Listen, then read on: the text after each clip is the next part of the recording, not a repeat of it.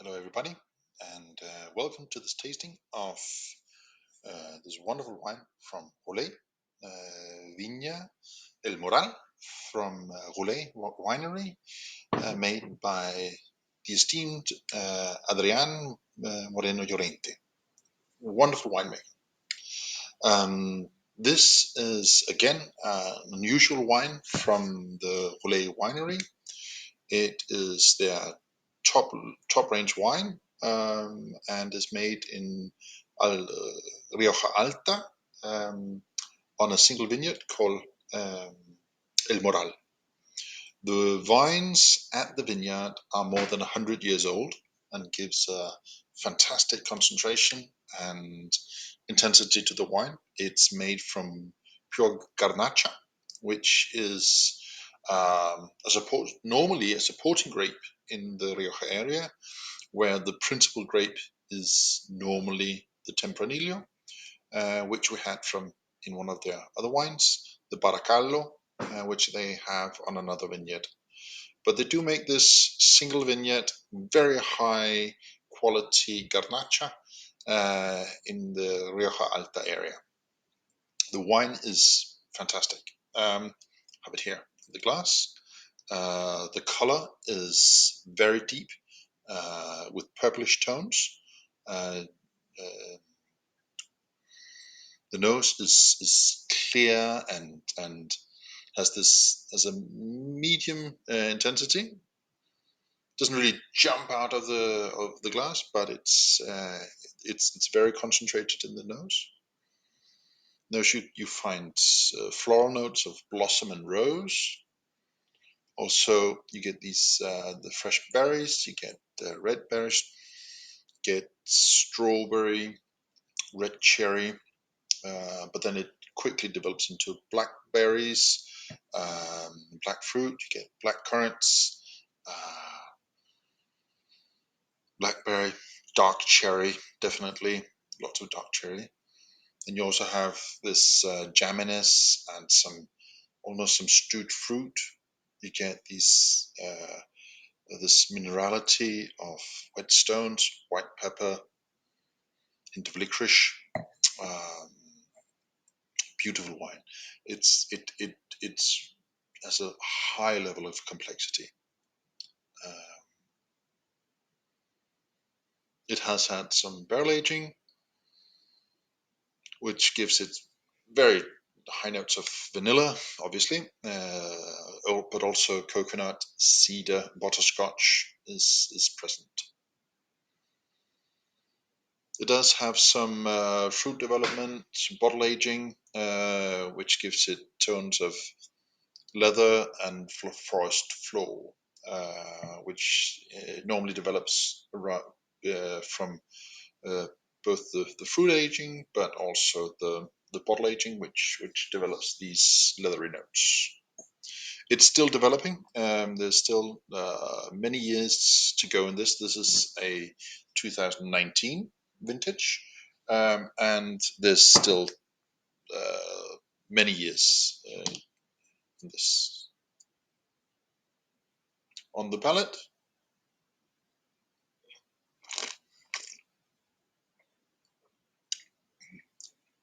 it's dry, high acidity.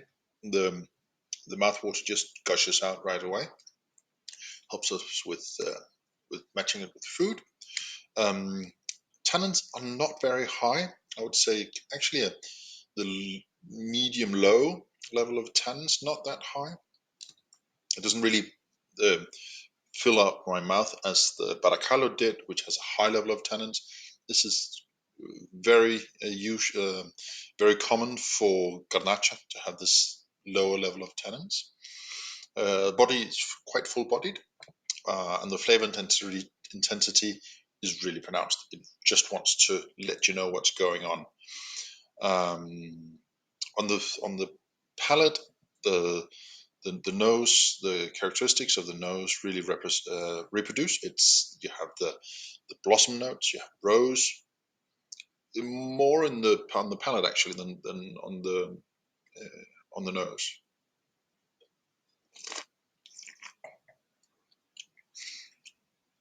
Then strawberry, blackberry, black cherry, more dominant here. Touch of kirsch, and this jamminess again, and then you have the white pepper and the licorice. Yeah, fine, lovely. Um, Also, then have these the barrel notes. You get into the vanillas, this butterscotch and cedar. Yeah, very classic.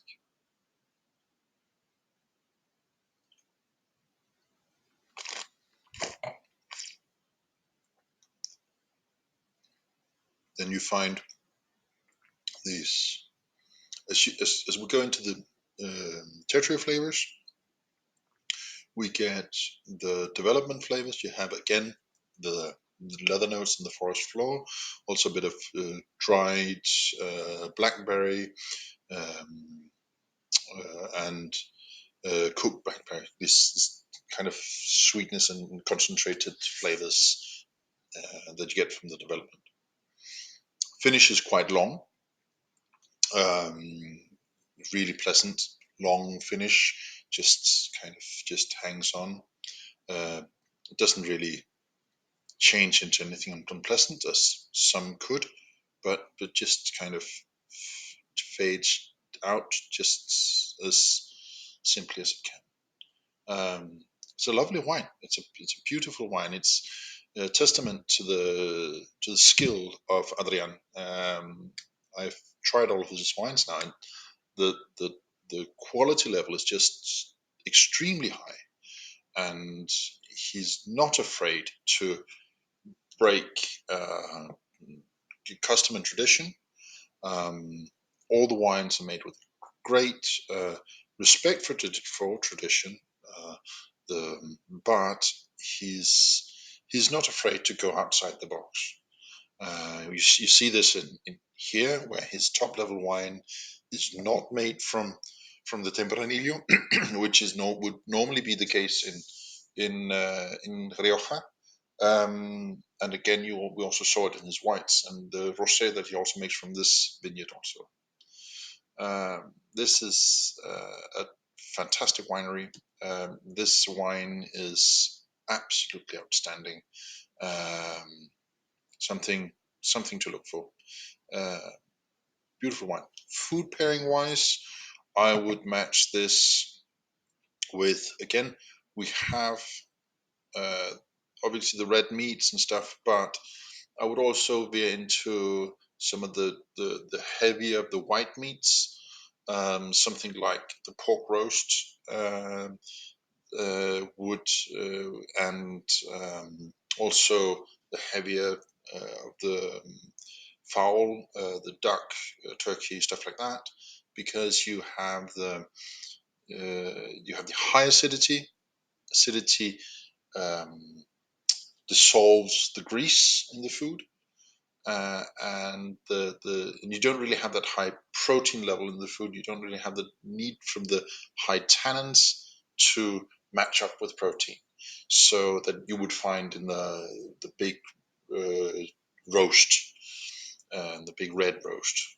So this I would actually match with um, uh, a pork roast and duck, goose, turkey, something like that, because the high level of acidity goes in and uh, dissolves the acids, and combined with the lower grade of tannins that might have a bit of difficulty going up with a dark meat roast. The but and the high complexity just adds on to it. Uh, yeah, wonderful wine, really, really good. I very much enjoy this. And you can just also actually just as a meditation wine, because you can sit here and kind of explore it and develop the development of the wine. It will continue to develop in the glass over hours. And just enjoy the complexity of its nose and of its flavors. It's beautiful. I mean, it's so highly concentrated, but still very, very elegant. Um,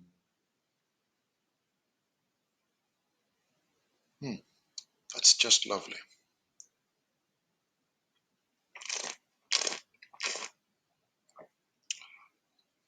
Wonderful. Fantastic. Adrián, thank you very much. It's a beautiful wine, this. Thoroughly enjoyed it. I will again some more. This is I still have a lot more, so that's nice. I hope you enjoyed this little video, this little tasting, and I hope you enjoy the wine when you try it. Thank you very much. Have a lovely day.